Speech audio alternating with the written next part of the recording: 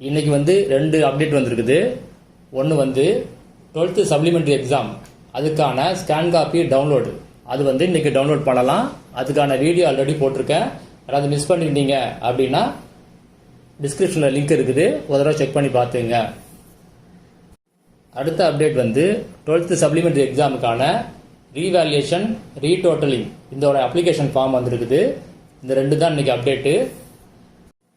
கமெண்டில் நீங்கள் கேட்ட கேள்விக்கான பதில்களை பார்க்கறதுக்கு முன்னாடி ரீவேல்யூஷன் ரீடோட்டலிங் இதை பற்றி பார்த்துடலாம். யாரெல்லாம் ஸ்கேன் காப்பிக்கு அப்ளை பண்ணீங்களோ அவங்க மட்டும்தான் நீங்கள் ஸ்கேன் காப்பியை டவுன்லோட் பண்ண முடியும். ஸ்கேன் காப்பிக்கு அப்ளை பண்ணி டவுன்லோட் பண்ணவங்க மட்டும்தான் ரீவேல்யூஷன் ரீடோட்டலிங் அப்ளை பண்ண முடியும். இப்போ ரீவேல்யூஷன் அப்ளை பண்ணுறதா இல்லை ரீடோட்டலிங் அப்ளை பண்ணுறதா? நீங்கள் முதல்ல உங்கள் ஆன்சர் காப்பியை செக் பண்ணுங்க. செக் பண்ணிட்டு தான் நீங்கள் ரீவேல்யூஷனா ரீடோட்டலிங்கா அப்படின்னு டிசைட் பண்ணவே முடியும். ரீவேல்யூஷனுக்கு வேற அப்ளிகேஷன் ஃபார்ம், ரீடோட்டலிங்க்கு வேற அப்ளிகேஷன் ஃபார்ம். நீங்கள் ஃபார்மை மாற்றி போட்டீங்க அப்படின்னா உங்களுக்கு மார்க் எதுவும் சேஞ்ச் ஆகாது. அதனால உங்க ஆன்சர் ஷீட்டை செக் பண்ணிட்டு அடுத்தது ரீவேல்யூஷனா ரீடோட்டலிங்கா அப்படின்னு முடிவு பண்ணிக்கிங்க.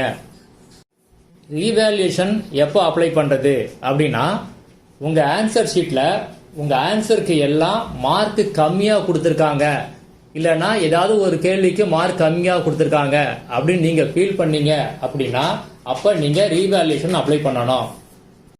உங்க ஆன்சர் ஷீட்ல ஏதாவது ஆன்சரை கரெக்ட் பண்ணாம இருந்தாங்க அப்படின்னா அப்ப நீங்க ரீவேல்யூஷன் அப்ளை பண்ணக்கூடாது, ரீடோட்டலிங் தான் அப்ளை பண்ணணும். மறந்துடாதீங்க, இதுக்கு நீங்க ரீவேல்யூஷன் போகக்கூடாது, ரீடோட்டலிங் தான் போகணும்.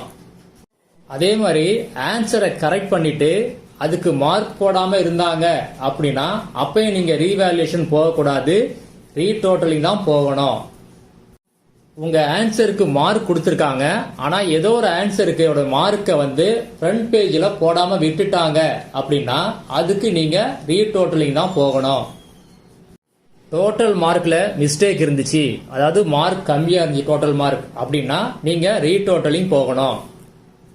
அடுத்தது ஸ்கேன் காப்பியில் உள்ள மார்க்குக்கும், அதாவது ஆன்சர் ஷீட்ல உள்ள மார்க்குக்கும் டோட்டல் மார்க்குக்கும் ப்ரொவிஷனல் ஷீட்ல உள்ள டோட்டல் மார்க்குக்கும் டிஃபரன்ஸ் இருந்துச்சு அப்படின்னா நீங்க ரீடோட்டலிங் போகணும். உங்களுக்கு ரீவேல்யூஷன் ரீடோட்டலிங் என்ன மார்க் வருதோ, அதாவது மார்க் அதிகமாகலாம் இல்ல கம்மியாகலாம், என்ன மார்க் வருதோ அந்த மார்க் தான் ஃபைனல் மார்க். ரீவேல்யூஷன் ரீடோட்டலிங் இந்த அப்ளிகேஷனோட லிங்கை வீடியோ டிஸ்கிரிப்ஷனில் கொடுத்துருக்கேன், அதை கிளிக் பண்ணி டவுன்லோட் பண்ணிக்கங்க, பிரிண்ட் எடுத்துக்கங்க. இப்போ ரீவேல்யூஷன் அப்ளிகேஷன் ஃபார்மை எப்படி ஃபில்அப் பண்ணுறது அப்படின்னு பார்க்கலாம். முதல்ல உங்கள் நேமை பிளாக் லெட்டரில் எழுதிக்கிங்க. ரைட் சைடில் உள்ள பாக்ஸில் உங்கள் எக்ஸாம் ரோல் நம்பரை எழுதிக்கிங்க. முதல் காலத்தில் நீங்கள் எந்த சப்ஜெக்ட்டுக்கு ரீவேல்யூஷன் அப்ளை பண்ண போறீங்களோ அந்த சப்ஜெக்ட் நேமை எழுதிக்கிங்க. எத்தனை சப்ஜெக்ட் வேணாலும் நீங்கள் ரீவேல்யூஷன் அப்ளை பண்ணலாம். அடுத்த காலத்தில் நீங்கள் எந்த ரீவேல்யூஷன் அப்ளை பண்ண போகிற சப்ஜெக்டோட கோட் நம்பரை எழுதிக்கிங்க. இந்த கோட் நம்பர் எங்கே இருக்கும் அப்படின்னா ப்ரொவிஷனல் மார்க் ஷீட்டில் இருக்கும், இல்லைன்னா ஹால் டிக்கெட், இதை பார்த்து எழுதிக்கிங்க. அடுத்த காலத்தில் உள்ள பாக்ஸில் அதுக்கு நேராக டிக் மார்க் போட்டுங்க. ஃபீஸை பொறுத்த வரைக்கும் ரீவேல்யூஷனுக்கு ஒரு சப்ஜெக்டுக்கு 505 ரூபாய். அடுத்தது உங்க ஆன்சர் ஷீட்ல, அதாவது ஸ்கேன் காப்பியில எந்த கொஸ்டினுக்கு அதோட பேஜ் நம்பர் எழுதுங்க, கொஸ்டின் நம்பர் எழுதுங்க, என்ன ரீசன் நீங்க அதில் எழுதணும். கீழே டோட்டல் அமௌண்ட் போட்டுருங்க. அதுக்கு அடுத்தது உள்ள பாக்ஸில் எத்தனை சப்ஜெக்ட் நீங்க அப்ளை பண்ண போறீங்களோ அதை போட்டுங்க. அடுத்தது 2 பாயிண்ட் கொடுத்துருக்காங்க. முதல் பாயிண்ட் என்ன சொல்லியிருக்காங்க அப்படின்னா, ரீவேல்யூஷன் போது உங்க ஆன்சர் ஷீட்டை 3 சீனியர் சப்ஜெக்ட் டீச்சர்ஸ் வந்து கரெக்ஷன் பண்ணுவாங்க அப்படின்னு சொல்லி கொடுத்துருக்காங்க. ரெண்டாவது பாயிண்ட் என்ன சொல்லியிருக்காங்க அப்படின்னா, மார்க் இன்க்ரீஸ் ஆனாலும் சரி டிகிரீஸ் ஆனாலும் சரி ரீவேல்யூஷன்ல என்ன மார்க் வருதோ அதுதான் ஃபைனல் மார்க் அப்படின்னு சொல்லியிருக்காங்க.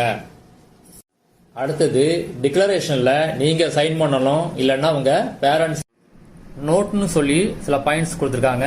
என்ன அப்படின்னா, அப்ளை பண்ற இடம் எங்கன்னு சொல்லி கொடுத்துருக்காங்க. நீங்க ஸ்கேன் காப்பிக்கு எங்க அப்ளை பண்ணீங்களோ அந்த இடத்துல போய் நீங்க அப்ளை பண்ணுங்க. அடுத்தது என்னைக்கு சப்மிட் பண்ணணும் அப்படின்னு சொல்லியிருக்காங்க. 14/8/2026 அன்னைக்கும் 17/8/2026 அன்னைக்கும் சப்மிட் பண்ணணும். டைமிங் வந்து காலையில் 11 மணிலேருந்து ஈவினிங் 5 மணிக்குள்ளே நீங்கள் சப்மிட் பண்ணணும். முதல்ல உங்கள் நேமை எழுதிக்கிங்க. ரைட் சைடு கார்னரில் உள்ள பாக்ஸில் எக்ஸாம் ரோல் நம்பரை எழுதிக்கிங்க.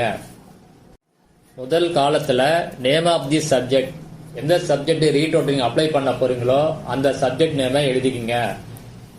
அடுத்த காலத்தில் சப்ஜெக்ட் கோட், அதாவது நீங்கள் அப்ளை பண்ண போகிற சப்ஜெக்டுக்கான கோட் நம்பரை எழுதிக்கிங்க. ஏற்கனவே சொன்னது போல் ப்ரொவிஷனல் மார்க் ஷீட்டு இல்லாட்டினா ஹால் டிக்கெட்டை பார்த்து எழுதிக்கிங்க. அடுத்த காலத்தில் உள்ள பாக்ஸில் அந்த சப்ஜெக்டுக்கு நேராக டிக் பண்ணிக்கிங்க. அடுத்த காலத்தில் அமௌண்ட்டை ஃபில்அப் பண்ணிங்க. அதாவது ரீடோட்டலிங்க்கு எவ்வளவு அப்படின்னா ஒரு சப்ஜெக்ட்டுக்கு 205 ரூபாய், பயாலஜி சப்ஜெக்ட்டுக்கு மட்டும் 305 ரூபாய். உங்கள் ப்ரொவிஷனல் மார்க் ஷீட்டில் உள்ள டோட்டல் மார்க்குக்கும் ஸ்கேன் காப்பியில் உள்ள டோட்டல் மார்க்குக்கும் டிஃப்ரென்ஸ் இருந்துச்சு, இதுதான் உங்கள் ப்ராப்ளம் அப்படின்னா நீங்கள் அடுத்த காலத்தில் உள்ள அந்த பாக்ஸை டிக் பண்ணுங்க. அப்படி இல்லாமல் டோட்டல் மார்க்கில் மிஸ்டேக் இருந்துச்சு அப்படின்னா அடுத்த காலத்தில் உள்ள பாக்ஸில் டிக் பண்ணுங்க. அப்படி இல்லாமல் வேற ரீசன் இருந்துச்சு அப்படின்னா பேஜ் நம்பரை போடுங்க, கொஸ்டின் நம்பரை போடுங்க. அடுத்தது கீழே டோட்டல் அமௌண்ட்டை எழுதிடுங்க. அது கீழே உள்ள பாக்ஸில் எத்தனை சப்ஜெக்ட்டுக்கு நீங்கள் அப்ளை பண்ண போறீங்களோ அதை அந்த பாக்ஸில் எழுதிடுங்க. அடுத்தது ஒரு 5 பாயிண்ட்ஸ் கொடுத்துருக்காங்க. அதாவது ரீடோட்டலிங் எப்போ அப்ளை பண்ணணும் அப்படிங்கிறதுக்கான 5 பாயிண்ட்ஸ். இதை பற்றி ஆல்ரெடி சொல்லியிருக்கேன், இருந்தாலும் ஒரு தடவை பார்த்துடலாம். டோட்டல் மிஸ்டேக் இன் மார்க்ஸ், அதாவது டோட்டல் மார்க்கில் மிஸ்டேக் இருந்துச்சு அப்படின்னா இது நீங்கள் ரீடோட்டலிங் அப்ளை பண்ணணும் அப்படின்னு சொல்லி முதல் பாயிண்ட்ல கொடுத்துருக்காங்க. ரெண்டாவது பாயிண்ட் என்ன சொல்லியிருக்காங்க அப்படின்னா ஆன்சரை கரெக்ட் பண்ணியிருக்காங்க ஆனால் மார்க் கொடுக்கல அப்படின்னா ரீடோட்டலிங் அப்ளை பண்ணணும். மூணாவது பாயிண்ட் என்ன சொல்லியிருக்காங்க அப்படின்னா மார்க் கொடுத்துருக்காங்க ஆனால் ஃப்ரண்ட் பேஜில் அதை ஆட் பண்ணலை அப்படின்னா ரீடோட்டலிங் நீங்கள் அப்ளை பண்ணணும். நாலாவது பாயிண்ட் என்ன சொல்லியிருக்காங்க அப்படின்னா உங்கள் ஆன்சரை கரெக்ட் பண்ணாமல் இருந்தாங்க அப்படின்னா ரீடோட்டலிங் அப்ளை பண்ணணும். அஞ்சாவது பாயிண்ட் என்ன சொல்லியிருக்காங்க அப்படின்னா மார்க் டிஃபரன்ஸ் இருந்துச்சு டோட்டல் மார்க்கில், அதாவது உங்கள் ப்ரொவிஷனல் மார்க்ஸில் உள்ள டோட்டல் மார்க்கும் ஸ்கேன் கார்டில் உள்ள டோட்டல் மார்க்கும் சேஞ்சாக இருந்துச்சு அப்படின்னா நீங்கள் ரீடோட்டலிங் அப்ளை பண்ணணும். டிக்ளரேஷனில் நீங்கள் சைன் பண்ணணும், இல்லாட்டினா உங்கள் பேரண்ட்ஸ் சைன் பண்ணணும். நோட்னு சொல்லி சில பாயிண்ட்ஸ் கொடுத்துருக்காங்க. என்ன அப்படின்னா அப்ளை பண்ணுற இடம் எங்கன்னு சொல்லி கொடுத்துருக்காங்க. நீங்கள் ஸ்கேன் காப்பிக்கு எங்கே அப்ளை பண்ணீங்களோ அந்த இடத்துல போய் நீங்கள் அப்ளை பண்ணுங்க. அடுத்தது என்னைக்கு சப்மிட் பண்ணணும் அப்படின்னு சொல்லியிருக்காங்க. 14/8/2026 அன்னைக்கும் 17/8/2026 அன்னைக்கும் சப்மிட் பண்ணணும். டைமிங் வந்து காலையில் 11 மணிலேருந்து ஈவினிங் 5 மணிக்குள்ளே நீங்கள் சப்மிட் பண்ணணும். இப்போ கமெண்ட் நீங்கள் கேட்டிருந்த கேள்விக்கான பதிலெலாம் பார்க்கலாம். 10th சப்ளிமெண்ட்ரி எக்ஸாம் ஃபெயிலுக்கு ரீ எக்ஸாம் இருக்கா அப்படின்னு கேட்டிருக்கீங்க. ரீ எக்ஸாம் இருக்குது, அதை பற்றியான வீடியோ போட்டிருக்கேன். மிஸ் பண்ணியிருந்தீங்க அப்படின்னா வீடியோ டிஸ்கிரிப்ஷனில் லிங்க் இருக்குது, ஒரு தடவை செக் பண்ணி பார்த்துங்க. அடுத்த கேள்வி எங்கே போய் சப்மிட் பண்ணுறது, எதுக்காக சப்மிட் பண்ணணும் அப்படின்னு கேட்டிருக்கீங்க. ரீவேல்யூஷன் ரீடோட்டலிங் அப்ளை பண்ணுறவங்க எங்கே போய் சப்மிட் பண்ணணும்னு சொல்லி வீடியோ போட்டிருக்கேன், டிஸ்கிரிப்ஷன் லிங்க் இருக்குது, ஒரு தடவை செக் பண்ணி பார்த்துங்க. அடுத்த கேள்வி ப்ரைவேட்டாக +1 +2 முடிச்சிட்டேன், இப்போ காலேஜ் ஃபர்ஸ்ட் இயர் போகிறேன், ஃபியூச்சரில் டீச்சர் எக்ஸாம் மாதிரி எழுதலாம் அப்படின்னு இருக்கேன், ஆனால் ப்ரைவேட் கேண்டிடேட் எழுத முடியுமா அப்படின்னு கேட்குறீங்க. ப்ரைவேட் கேண்டிடேட் கண்டிப்பாக எழுதலாம். ரெகுலர் ஸ்டூடெண்ட் என்ன பண்ணுறாங்களோ அதே தான் உங்களுக்கும், ஒன்றும் டிஃப்ரென்ஸ் கிடையவே கிடையாது. அந்த மாதிரி யாராவது சொன்னாங்கன்னா நீங்கள் நம்பாதீங்க. உங்களுக்கு வந்து மார்க் தான் இம்பார்ட்டன்ட், மற்றபடி பிரைவேட் கேண்டிடேட் இல்லை ரெகுலர் ஸ்டூடெண்ட் அப்படிங்கிறது எந்த டிஃப்ரென்ஸும் கிடையாது. அடுத்த கேள்வி +1 முடிச்சிருக்கேன், 2025 +2 டிஸ்கண்டினியூ பண்ணிட்டேன், பிரைவேட்டாக +2 படிக்கலாமா அப்படின்னு கேட்டிருக்கீங்க. +1ல் நீங்கள் ப்ராக்டிக்கல் இல்லாத குரூப் படிச்சீங்க அப்படின்னா அதே குரூப்பு +2 நீங்கள் இப்போ எக்ஸாம் எழுதலாம். ஆனால் ப்ராக்டிக்கல் உள்ள குரூப் நீங்கள் படிச்சிருந்தீங்க அப்படின்னா 12th நீங்கள் ப்ராக்டிக்கல் குரூப்பு எக்ஸாம் எழுத முடியாது. மறுபடியும் என்ன பண்ணணும் அப்படின்னா ப்ராக்டிக்கல் இல்லாத குரூப்பு தான் நீங்கள் எடுத்து படிக்கணும். அடுத்த கேள்வி என்ன கேட்டிருக்கேன் அப்படின்னா பிஎஸ்டிஎம் சர்டிஃபிகேட்டில் இங்கிலீஷில் நேம் கரெக்டாக இருக்குது, தமிழில் இனிஷியல் இல்லாமல் இருக்குது அப்படின்னு சொல்லியிருக்கீங்க. நீங்கள் இப்போ கரெக்ட் பண்ணி வாங்குறதா இருந்தால் மறுபடியும் வாங்கிக்கலாம், ஒன்றும் ப்ராப்ளம் இல்லை. ஆனால் அப்ளை பண்ணும்போது அர்ஜென்ட்டாக அப்ளை பண்ணுறதா இருந்துச்சுன்னா உங்களுக்கு என்னன்னா நீங்கள் ஒரு லெட்டர் ஒன்று வைக்கணும். என்னன்னா செல்ஃப் டிக்ளரேஷன் லெட்டர் அப்படின்னு ஒன்று வைக்கணும். அதாவது அண்டர்டேக்கிங் லெட்டர்னு ஒன்று வைக்கணும்.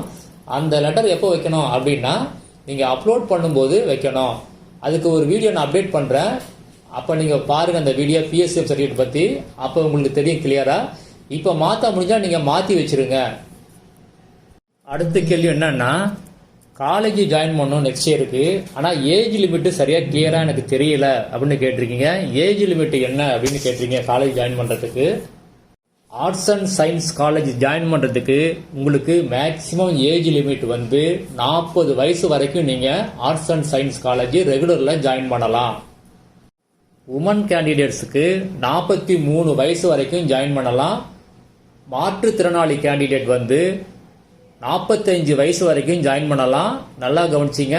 ஆர்ட்ஸ் அண்ட் சயின்ஸ் காலேஜில் ரெகுலர் ஸ்டூடெண்டா. அடுத்த கேள்வி என்னன்னா, இங்கிலீஷில் 34 மார்க் இருக்குது, மார்க் ஷீட்டில் போட்டிருக்குது. ஸ்கேன் காப்பியில் 30 மார்க் போட்டிருக்கு. நான் பிரைவேட் கேண்டிடேட், எனக்கு இன்டர்னல் மார்க் உண்டான்னு கேட்டிருக்கீங்க. அதாவது நீங்கள் 90க்கு 30 மார்க் எடுத்தது தான் அவங்க 100க்கு 34 கன்வெர்ட் பண்ணி போட்டிருக்காங்க. இப்போ நீங்கள் உங்கள் பேப்பரை செக் பண்ணிவிட்டு ரீவேல்யூஷன் போகிறதா இல்லை ரீடோட்டலிங் போகிறதான்னு செக் பண்ணிவிட்டு ஏதாவது ஒன்று அப்ளை பண்ணுங்கள். மார்க் வந்தால் பார்க்கலாம். அடுத்த கேள்வி, ரீவேல்யூஷன் ஃபார்மில் கொஸ்டின் நம்பர் மென்ஷன் பண்ணணுமான்னு கேட்டிருக்கீங்க. எப்படி ஃபில்அப் பண்ணுறதுன்னு வீடியோ போட்டிருக்கேன். இந்த வீடியோவில் இருக்குது, செக் பண்ணி பார்த்துங்க.